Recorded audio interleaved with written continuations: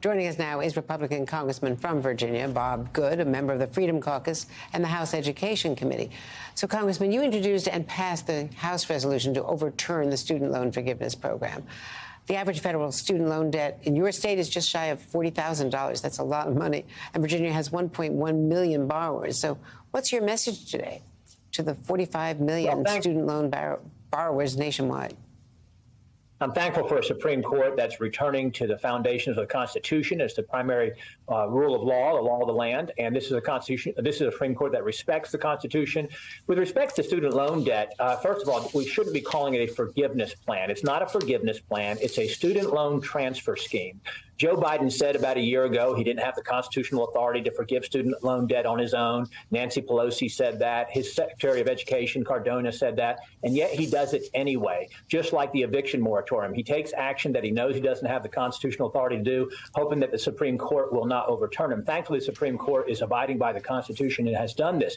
You know, 60% of the members of the constituents, I should say, in my 5th district don't have a college degree. To try to force them to pay the student loan debt for the wealthiest of Americans, people making up to $250,000 for a family or $125,000 as an individual, have their student loan debt forgiven or paid for, I should say, paid for, taken on by borrowers who do not incur that debt is wrong. It's immoral. The president doesn't have the authority to authorize or appropriate funds like this. He doesn't have the authority to make law on his own. If he should work through Congress if he wanted to try to do this. Of course, he can't work through Congress. Our Congressional Review Act that overturned this before his veto was a bipartisan bill that was passed through the House and the Senate with Democrats supporting it. It's just wrong for the American people, and I'm glad the Supreme Court has risen to the occasion here.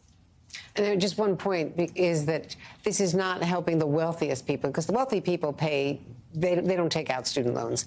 This is helping working class, some poor people, middle class people who have not qualified for all kinds of other programs and are able to go to college because they're taking out these loans and carrying this burden for the rest of their careers, some of them.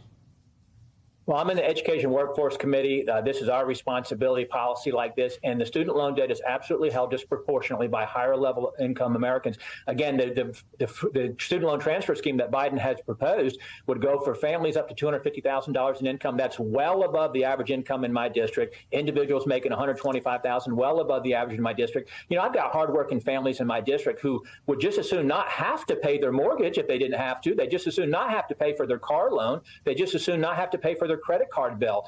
But they understand they took out that debt, they borrowed that debt, it's their responsibility. And the same is true of those who invest in themselves and go to school, invest in their education so they can earn a higher standard of living. I have members of my family who have student loan debt. I had student loan debt, but we recognize it's immoral and unjust to have others have to pay that student loan debt, and that certainly it shouldn't be transferred to those who didn't borrow it.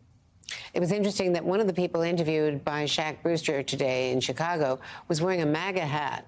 He was not a Biden supporter at all, didn't vote for him, but liked this program because he thought it was fighting for the working class. Do you have any concerns about the political impact? We already saw how the Dobbs decision last year impacted the midterms. Do you have any concern about the politics of all this?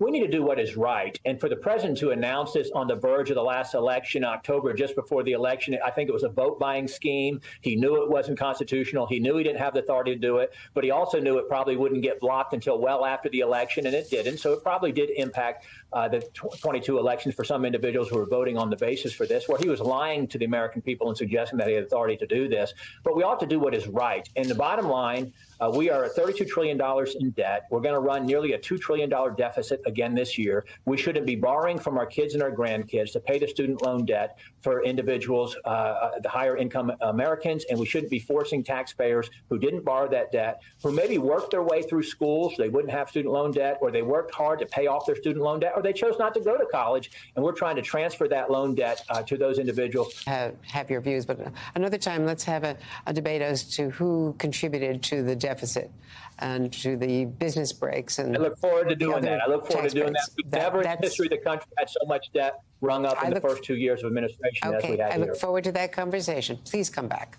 We appreciate it. Thank you. Great to be with you, Andrew.